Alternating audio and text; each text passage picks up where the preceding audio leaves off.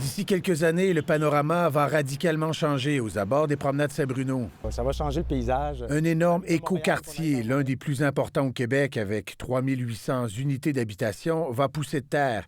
Si le projet suscite l'excitation, c'est surtout la confusion qui règne actuellement, puisque des doutes subsistent sur l'approvisionnement en énergie par Hydro-Québec.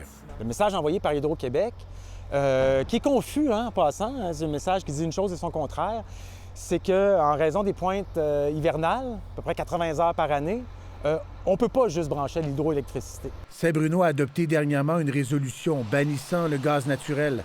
Mais Hydro-Québec avertit la municipalité que miser sur la forme 100% électrique pour les nouveaux projets occasionnerait une pression importante sur le réseau, ce qui pourrait compromettre la fiabilité ainsi que la disponibilité même de l'électricité requise en période de pointe. C'est pas rassurant quand on cherche à prendre une décision là, dans l'intérêt de tous nos citoyens. La lettre a eu l'effet d'une douche d'eau froide à Saint-Bruno. Bon, on comprend les problèmes d'Hydro-Québec en période de pointe, mais quand même, on a une résolution qu'on a votée.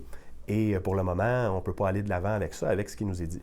Ce conseiller, favorable au projet, se demande si le gaz naturel a réellement sa place dans un écoquartier. Et brancher un nouveau quartier pour une centaine d'années avec du gaz fossile, ça n'a juste pas de bon sens. En entrevue, Hydro-Québec se veut rassurant sur l'approvisionnement. Le poste électrique à Saint-Bruno, je vais être très clair, il y a de la capacité. Mais la Société d'État encourage plutôt les villes à opter pour des projets de biénergie avec du gaz naturel et de l'électricité. On sait que si, du jour au lendemain, l'ensemble des municipalités au Québec se mettaient à adopter des règlements restreignant l'usage du gaz sur leur territoire, à ce moment-là, la pression sur le réseau, elle serait énorme.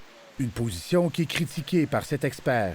Donc, Hydro-Québec tente présentement, depuis déjà plusieurs mois, de décourager les municipalités de bannir le gaz dans la nouvelle construction. Hydro-Québec l'avoue, les temps ont changé.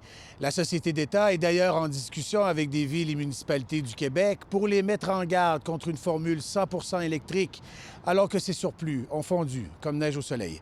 Ici Olivier Bourque, Radio-Canada, Montréal.